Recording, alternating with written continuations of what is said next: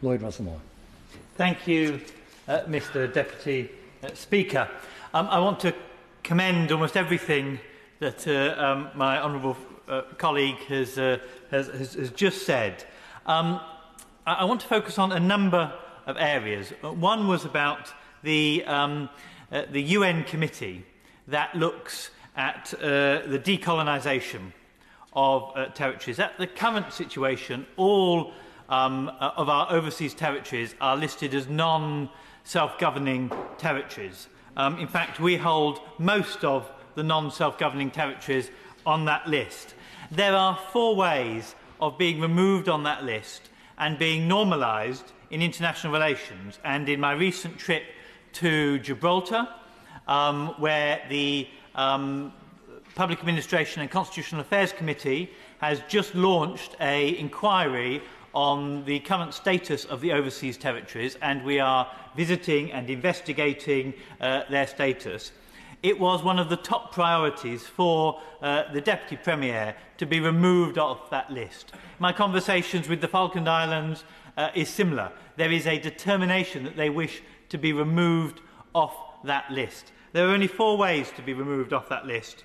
Either to gain sovereignty as a sovereign state themselves, or to gain free association, like a number of states have done with New Zealand, or to be fully integrated into Britain. And if we remind ourselves, that is the model that Malta voted for and asked for, and this place blocked it in the past. And I do believe that that option must now be very clearly stated, that that is always an option for any territory if they wish. I think it was wrong that we did that in the past, and I would love to hear the Minister say, if a territory wanted integration, i.e. to be able to send MPs to this place, a topic I'll come back into in a second, they will be welcome to do so. I think that is, we must make that clear. Or a bespoke option. The problem is, the committee at the UN is made up of China, Cuba, Iran, Russia, Syria, Venezuela. Whilst the first 3 options are yes or no questions, the 4th option requires a vote in that committee. And it's clear that under no chance, there is no hope in this world that they are ever going to vote for a bespoke option of a British overseas territory. So we must find a clever solution that fulfils one of the other 3, that is a binary choice that doesn't require a vote in that committee, but is a yes or no question, to allow them to be normalised in international law. And why, of course, that is important for them is because it then gives them access to certain things at the United Nations, and it allows them to stand proud on the international stage.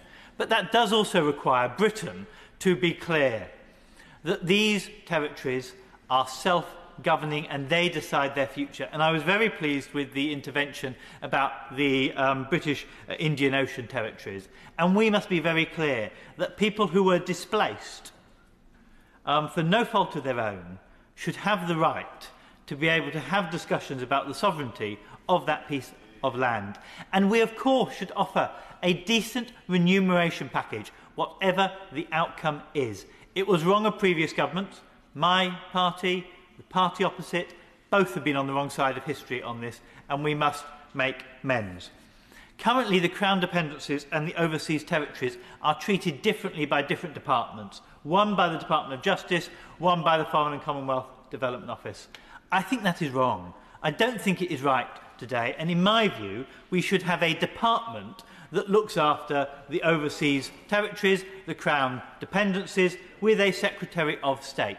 Now, that might sound like a big ask, but we have Secretaries of State for Northern Ireland, a Secretary of State for Wales, a Secretary of State for Scotland, despite the fact that those nations and regions of the United Kingdom effectively govern themselves and do their tasks, and those Secretary of States are to ensure that the wheels are oiled in their negotiations and deliberations with the British government. And the overseas territories and Crown dependencies, in my view, deserve nothing less, and that is what we should offer them. And finally, representation.